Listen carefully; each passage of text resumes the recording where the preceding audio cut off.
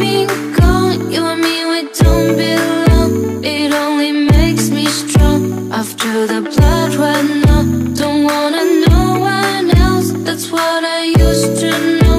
Reset my life after you go.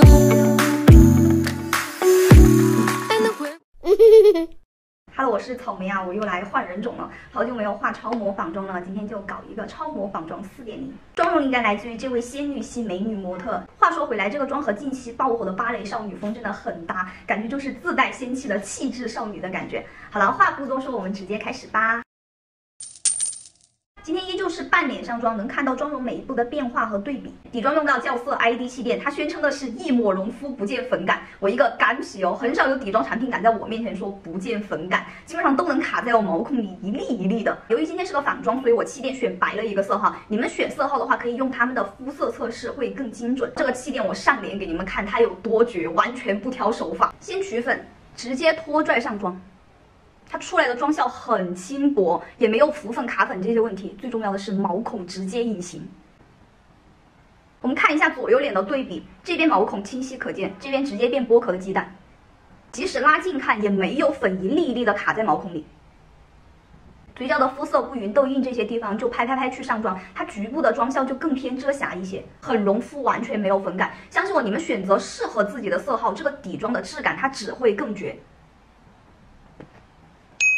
这个气垫干皮混干皮，做好妆前保湿成膜之后，这个妆效是可以不用定妆的。来到今天的面部修容部分，它的脸型是一个很典型的短款阔面脸，这个脸型本身就自带少女感。然后我用阴影把下巴稍微收一下，同时让我的下颌线更清晰一些。正面看过去，我颧弓最突出这里，我们先把它画到发际线这里，然后把它晕开。我们晕阴影的时候，还是记得有一个渐变，就越靠近下颌线的地方它越深，然后越靠内的话它就越浅，有一个渐变。我们颧弓这个地方也是发际线的地方越深，然后往内去晕染，晕过来的阴影不要超过眼角对下来这个地方。你看侧面看过来，这里就是下颌线很清晰，然后也有个很自然的阴影。面部提亮的话，我们也按照它的高光饱满点去提亮额头，然后是我们的颧骨这里、下巴，以及我面颊凹陷这个位置的阴影。也是把它晕开就好了。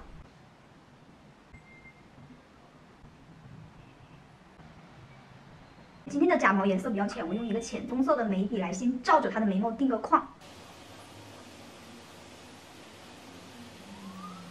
它眉毛的弧度整体还是比较平缓的，然后因为它比较立体的眉骨，所以在眉尾这里形成了一个很自然的上挑弧度。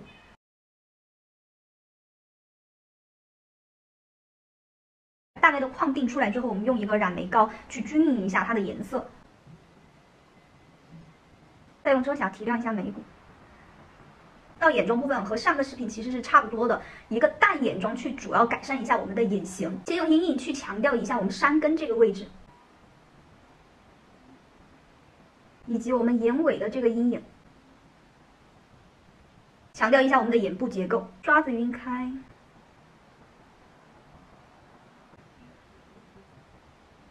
换一把小刷子去加深一下我们山根的这个阴影，让它看起来更深邃立体一些。香奈儿4色眼影依旧是这个粉色，去做一个平铺打底。这个下眼皮，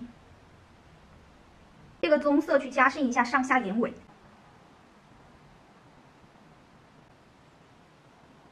换一把小刷子去做一个晕染，让眼影边界有一个自然的过渡。接着用高光膏去提亮一下眼头，连接到我们双眼皮褶皱这里，再到我们的卧蚕边界稍微晕染一下，和阴影有一个自然的过渡。然后用到花洛莉亚花菜熊系列的奶咖咖色眼线笔，它这个颜色很自然，就很适合拿来当液体眉笔和开眼头之类的。这个系列还有另外4个彩色眼线笔，也很适合春夏季节。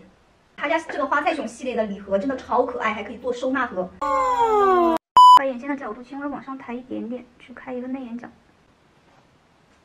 这个颜色也可以轻微加深一下我们的卧蚕，以及加深一下我们双眼皮这个弧度。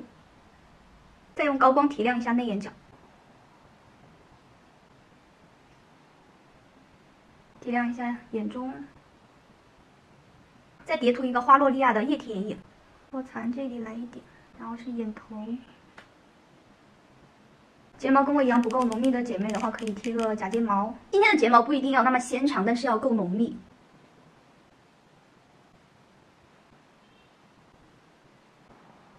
再刷个睫毛膏，黑色眼线笔填一下睫毛根部。我们先根据她的鼻子画一个核心小翘鼻，把它晕开，鼻头提亮，以及我们的鼻基底。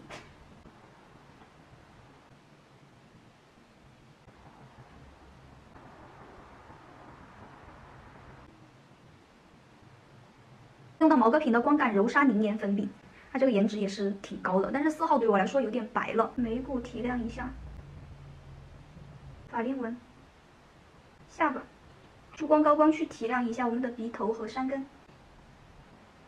现在我们来看一下左右脸的一个对比。接着腮红用到 Hourglass 的五花肉腮红，我们从阴影这里往前进行过渡。少量点一点在鼻梁、鼻头，最后口红用到橘朵的小奶泥唇泥 P25这个色号，再叠涂一个 NARS 的闪片唇釉，